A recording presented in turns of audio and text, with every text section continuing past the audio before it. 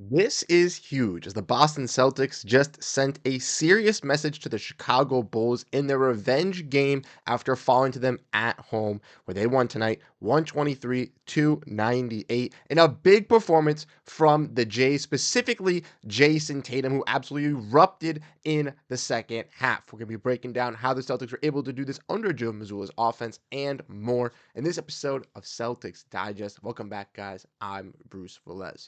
Without further ado, let's dive into the video at hand. Make sure to grab a snack. And like I said in the introduction, this was absolutely huge for the Boston Celtics tonight. They were able to get revenge after that wacky game, obviously, at home. Like we mentioned, we've had some previous videos about it, talking about, obviously, the refereeing and all those missed calls. Joe Mazzulla did receive a $35,000 fine, which was expected, as Celtics fans kind of knew they're not obviously going to allow something like that. But um, the Celtics obviously lost that game also due to the fact that they struggled on defense in the second half. They struggled on rebounding. And tonight, that was the opposite, as the Bulls ran into that in the second half, as the Celtics came on and threw down an absolute dunk fest on this Chicago Bulls team. And we're going to break down who specifically sent that serious message on the team tonight. If you want to dive in and look at the team stats, the Celtics played very, very great basketball. They struggled from three early on, were able to deliver from three from some points when they were dominant in the paint tonight. Celtics in their previous matchup for the Bulls also were dominant in the paint, but tonight got a season high 60 points scored in the paint, which was absolutely fantastic. We saw that from the likes of guys like Kristaps Porziņģis, Jayson Tatum, and Jaylen Brown slash into the rack, and it was very, very effective for the Celtics to be able to box out those guys, get those second chance rebounds, something that they lacked in their previous matchup versus the Bulls at home. They were able to capitalize on those mistakes in this second matchup versus the Bulls this time, and that's something with the Celtics team that you're going to see when they go against teams in the NBA. They have failed to lose back-to-back games this entire season, which goes to show you that they change their mind, they change their way of how their attitude is when they go after losing a game. They are relentless. They're not going to lose that game in general. But secondly, when you're going up against a team like the Bulls, where you're playing them in a back-to-back, they're able to find those weaknesses and able to exploit them very easily, which makes it difficult when you're looking for playoff matchups if you're some teams going to combat the Celtics. But nevertheless, let's look at the Celtics performances tonight. As we said, Jayson Tatum was absolutely fantastic. The player of the game, the player that sent the message was him, as he was absolutely dominant in tonight's performance. A 40-point game for Jayson Tatum, 9 threes with 15 rebounds, 10 assists, and almost a 10th three on his 10th attempt. Got a wedgie shot, which was kind of funny, and then they took him out. Jaylen Brown was also very effective. Tatum was able to be that Celtics three-point shooter, was able to be that guy in control for the Celtics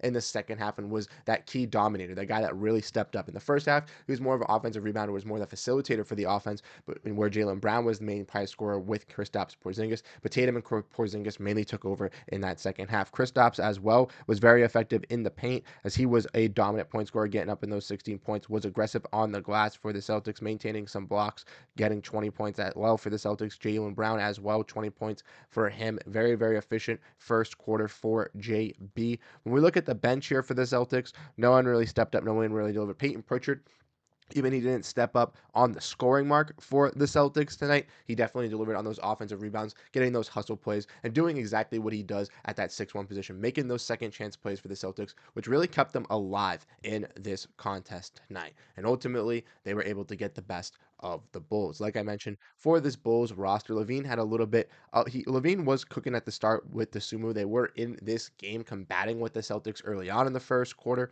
but then after that, the Celtics offense just went off too much, and the Bulls defense just could not contain the Celtics. And that's similar what this Bulls team is kind of retrospective of representing, I think, in the Eastern Conference. Not to go off on a little bit of a tangent, but I do believe that with Zach LaVine, with Nikola Vucevic, the time is kind of over with Chicago, and they should be exploring some of these trades. A possible trade acquiring Michael Porter Jr. I don't know. I know they don't want Zeke Najee's contract, but just take Zeke Najee's contract, get off Michael Porter, get off of Zach LaVine's deal, explore trades with Nikola Vucevic, try to blow this thing up for the Celtics. Like I said, able to bounce back, get a nice victory versus the Chicago Bulls, and now kind of go off into the next week on a high note. Obviously, Like I mentioned, they have not lost back-to-back games this season, and that was key for the Celtics kind of going into tonight's contest as well. You can't go have a end of the week where a week where you only play both your games at the end of the week, basically on Thursday and Saturday, and lose both of those contests going into the next week. Specifically, when your conference your schedule over the next couple of games, excuse me, is a little bit weaker against some of these Eastern Conference opponents. And I think that's something the Celtics really need to capitalize. Obviously, they are one of the top teams in the East, second behind the Cleveland Cavaliers. But if the Celtics really want to show control, really want to show domination, and taking that first seed, winning these games is necessary for some of these latter half or middle half of the teams in the Eastern Conference that the Celtics could easily dethrone in a playoff series. And taking care of the Chicago Bulls tonight, getting revenge from all the tomfoolery that happened in Thursday at the TD Garden is especially key, especially in dominating fashion as well. Like I said, guys like Jayson Tatum tonight really stepped up and really delivered for this Boston Celtics team, able to control the Celtics. First Celtic ever with 40 points, 15 rebounds, and 10 assists. He also had 16 rebounds to that, but 43 points for Tatum, 9 3-pointers, shooting 3-pointers from the parking lot as well, and getting some massive slams. I completely forgot to mention the absolute dunk fest that happened tonight in Chicago. What was going on? It was like the slam dunk fest. We saw Derrick White go for a dunk. He missed it, unfortunately, but almost threw the house down. Kristaps Porziņģis got one. JB got 2 slams, and Jayson Tatum, not to mention with his 43 points, absolutely postered Jalen Smith. I completely forgot to mention that, guys. All I want to say is that the Celtics came out. Even the Bulls had some nice players that tried to go for some dunks as well. Buzelis tried to go for a dunk. I believe Julian Phillips tried to go for a dunk as well, with Kristaps meeting him at the rim. This was a crazy game, an all-out shootout, and a very competitive physical one as well to start, with the players, bruising and bumping up on each other. Like I said, the Chicago Bulls put up a usual defensive dogfight versus the Celtics. Even sometimes if the games are blowouts, they do have some guys that are notoriously known as Celtics killers, and Ayo Dosunmu and Kobe White, who, have been able to keep the Bulls in some of these games. And unfortunately for the Bulls tonight, that was not one of them. But the Celtics, like I said, Jayson Tatum is absolutely sending the league a serious message with performances like this, where he could be putting himself into those MVP caliber conversations like we Celtics fans have been speaking about.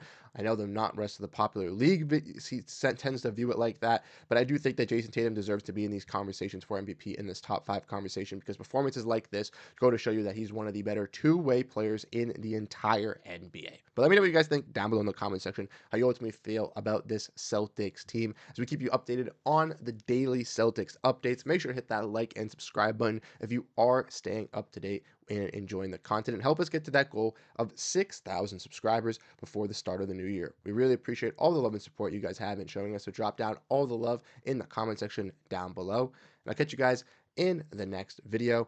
Have a great rest of your night, and go Boston Celtics. Have a great night. Peace out, y'all.